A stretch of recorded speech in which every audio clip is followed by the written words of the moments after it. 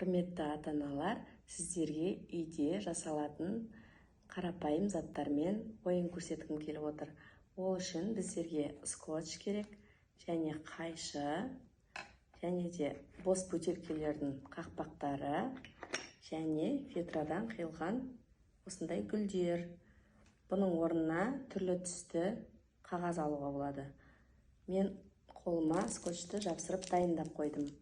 Енді осыларға бос бөтелкелердің қақпақтарын жапсырамыз.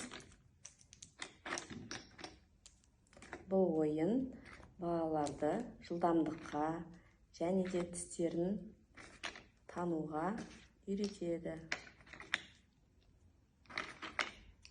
Енді жапсырылған қақпақтарды түрлі түсті гүлдерге айырып жапсырамыз қайтадан.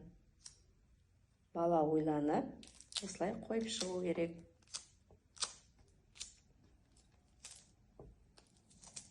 Балалар үшін өте қызықты ойын.